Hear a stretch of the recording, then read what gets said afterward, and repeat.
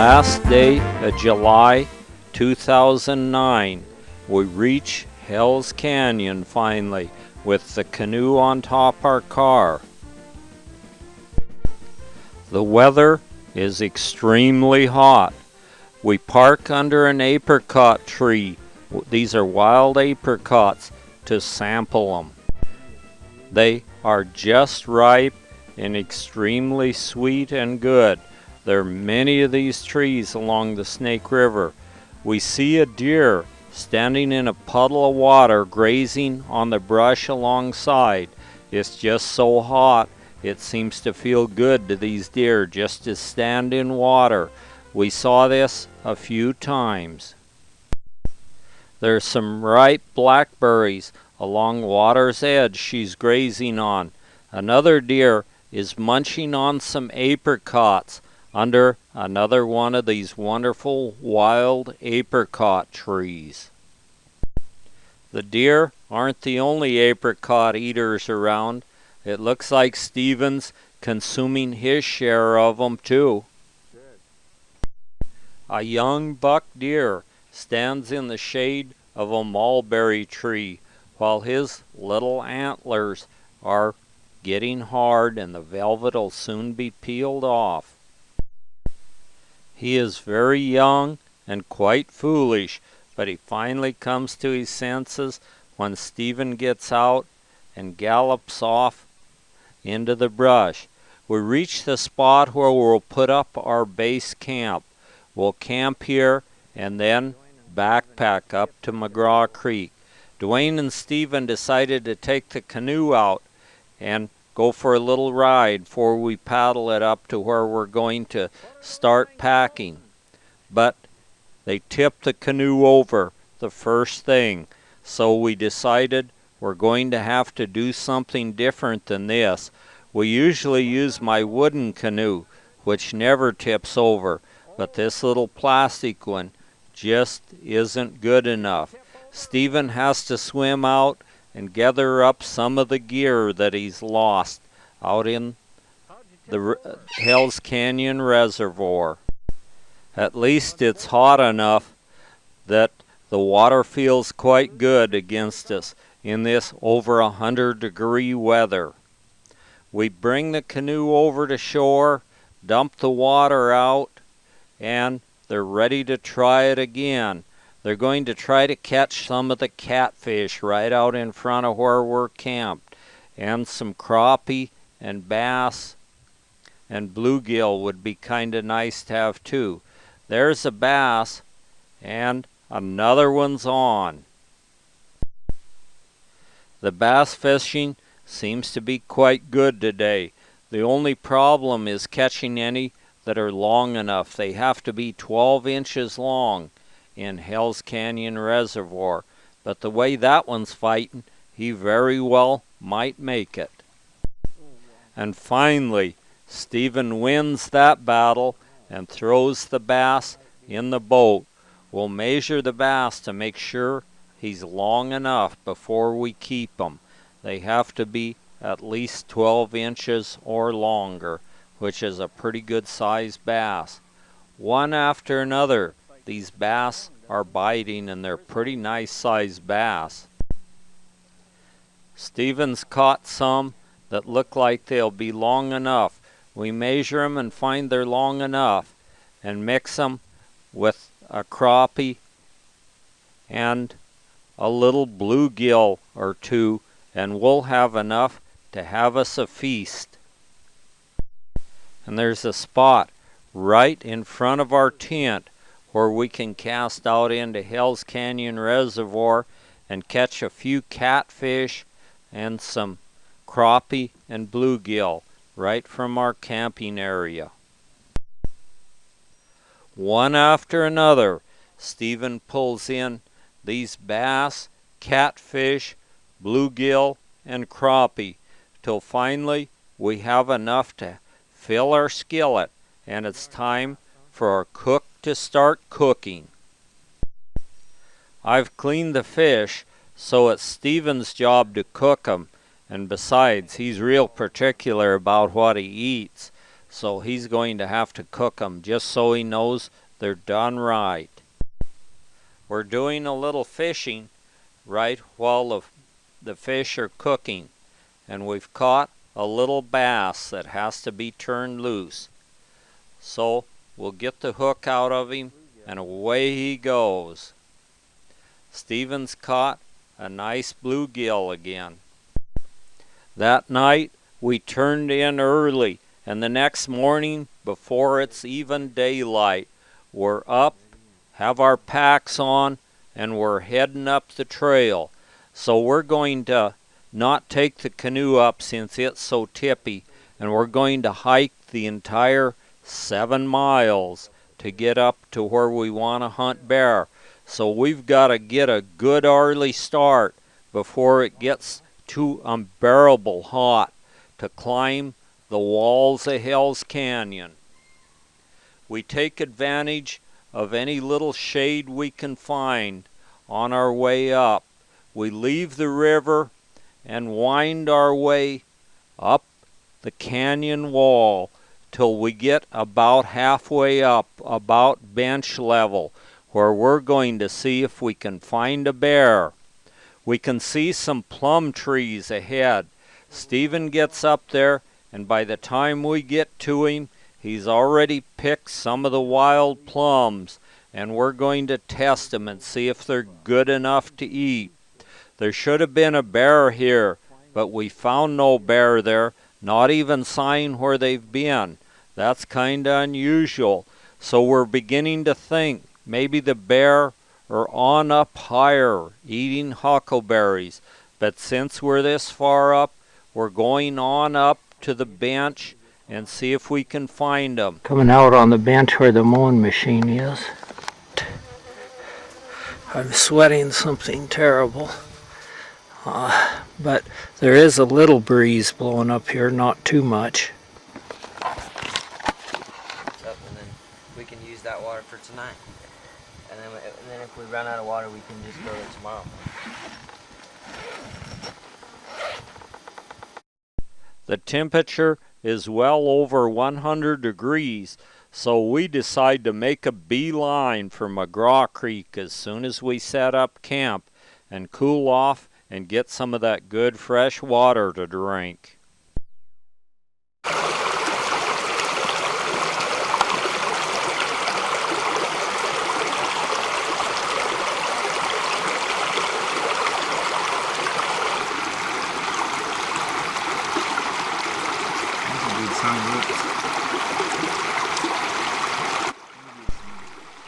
Dwayne has his gold pan along, and just out of curiosity's sake, he's going to see how much gold there is right in the sand in the bottom of McGraw Creek.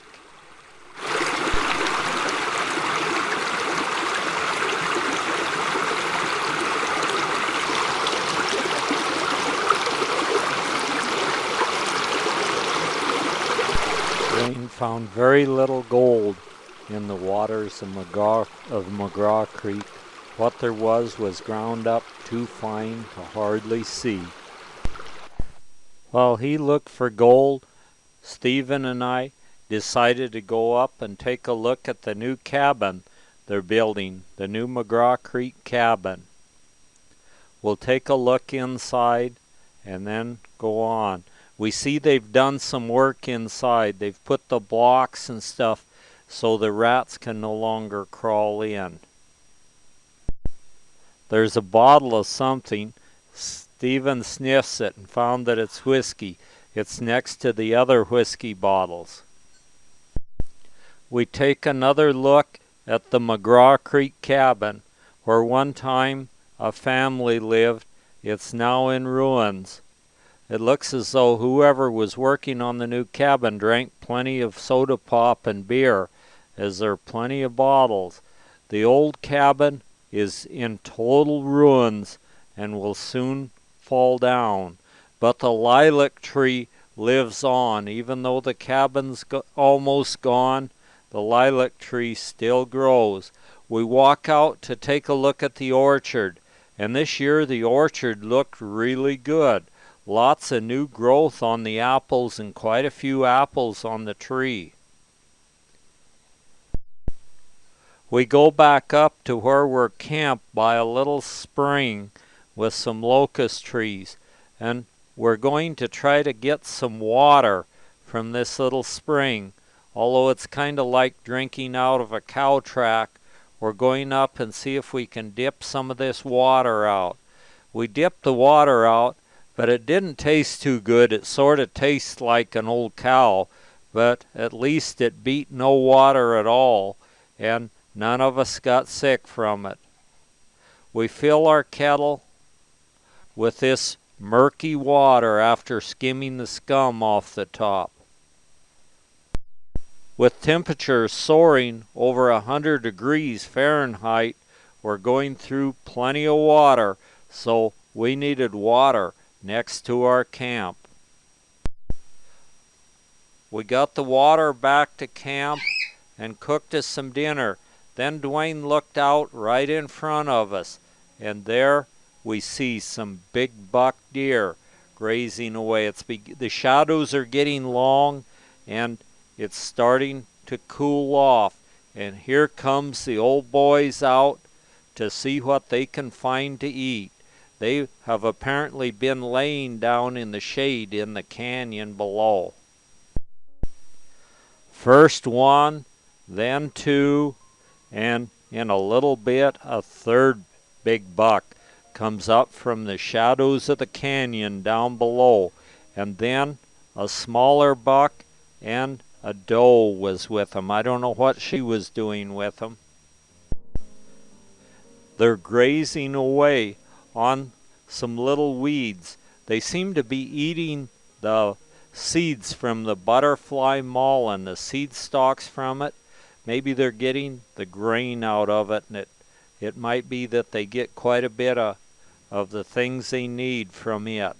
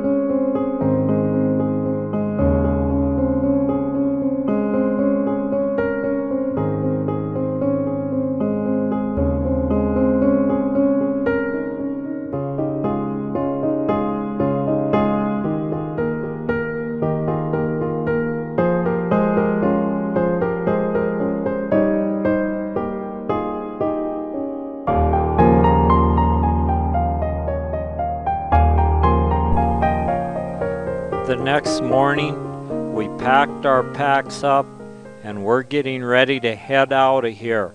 We haven't even seen as much as a bear's track, so we're going to leave. On the way out, we find a herd of elk with some very small calves and a bull or two standing on the other side of the mountain where we were.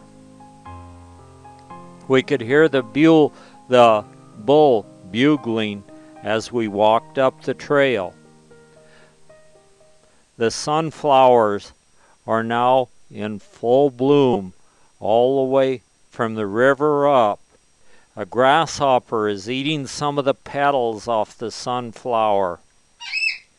And the poison ivy is everywhere along the trail. But still, not even as much as one bear track. As we move past the plum trees and down to the river, the gumweed is blooming. And I look down on the bank of the river. I see something down there moving around. I look again and find it's 3 river otters down there. And they've caught a steelhead, which they're consuming right now. They saw me coming and got out of there. So I walked over to see what they were eating. And there's the steelhead freshly caught.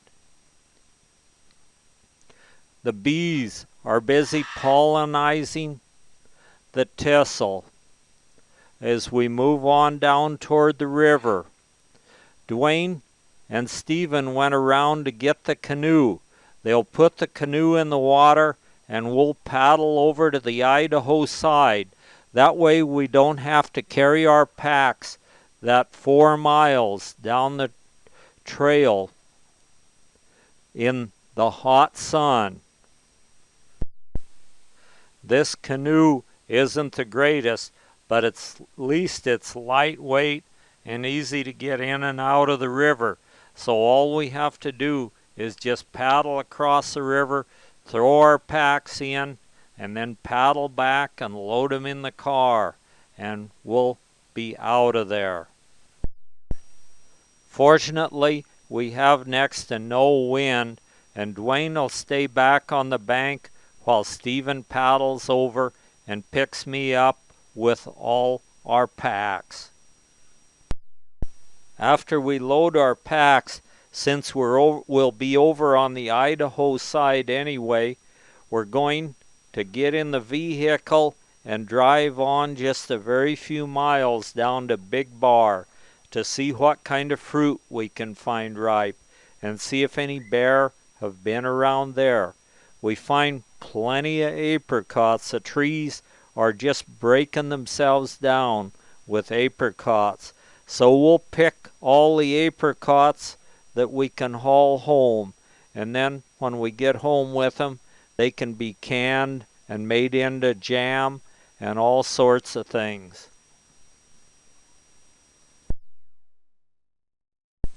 Where the fruit's that thick, it won't take us long at all to fill our boxes and get about all we dare haul in our little vehicle. The fruit merchants probably were the first to plant these apricots in this area, and from then they've just reseeded themselves time after time again. Big Bar had long been used by Native Americans as a winter campsite. When Archibald Ritchie arrived in the late 1880s, he and John Eccles farmed the 25 acres from where you are standing to River's Edge.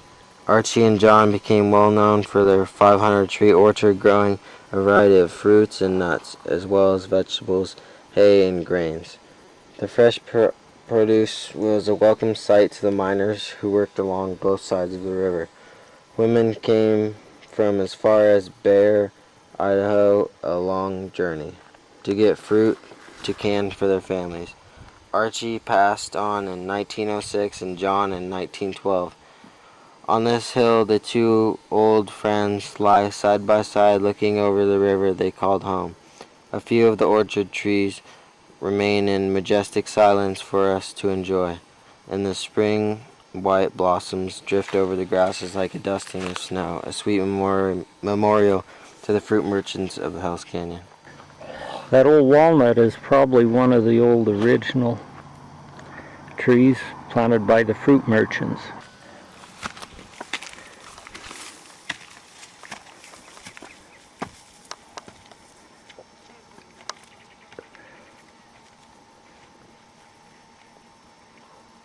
Second. Whoops. Okay, start now.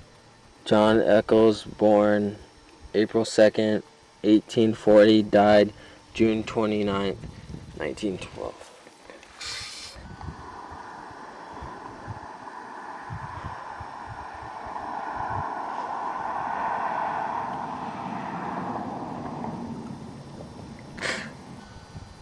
Hold on, I don't know what it says. We're no longer able to decide what the gravestone says on it here due to weathering, and there's plenty of grass and weeds growing, and the two old fruit merchants on top of the two old fruit merchants' graves. But here they lay in the place they loved. We see an old doe and fawn again getting away from the heat by going into the water and grazing on the plants. They seem to like to be in there about ankle deep or a little deeper. An old mama quail takes her little baby quails in front of us. We're back at camp now, and we're going to go down and see if we can find some nice plums or some more fruit, and do a little fishing right at camp so we can have us another fish feed. We're going to go on down to Oxbow Reservoir and try the hot springs out in just a little bit. We'd set a bucket of apricots right outside our tent while we were backpacking. When we came back, we noticed almost all the apricots were gone out of the buckets, and the seeds were laying scattered all over the ground in front of it. We finally figured out that it was the deer that were to blame for that.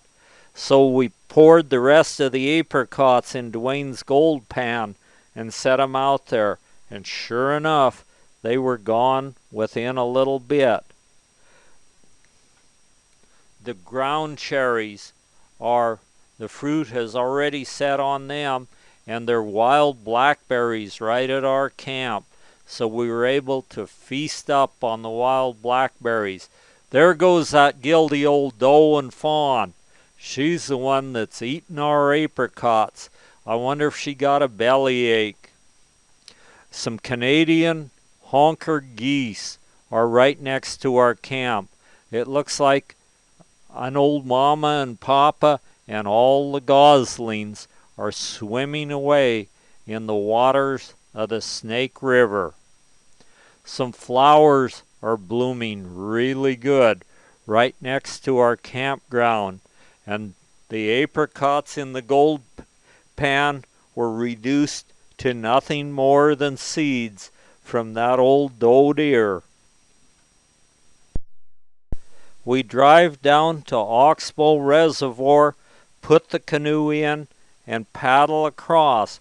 We're going to try a little bit of fishing right across from the boat ramp. The fishing was good. We caught several nice bass. Then we decide to hike up to the hot springs. Just a short hike takes us up to a real nice little hot springs. When we get there, we find someone has drained the pool. So we'll put the plug in, clean it up a little bit, and we'll have us a good soak to end our trip to Hell's Canyon. It doesn't take long. One pipe is hot and the other's cold. We mix the two together and we come up with a perfect combination. Dwayne looks at the rock formations around us. Most of these are what we call travertine. That means minerals that are brought up by the hot springs, and when the hot springs cools, the minerals are deposited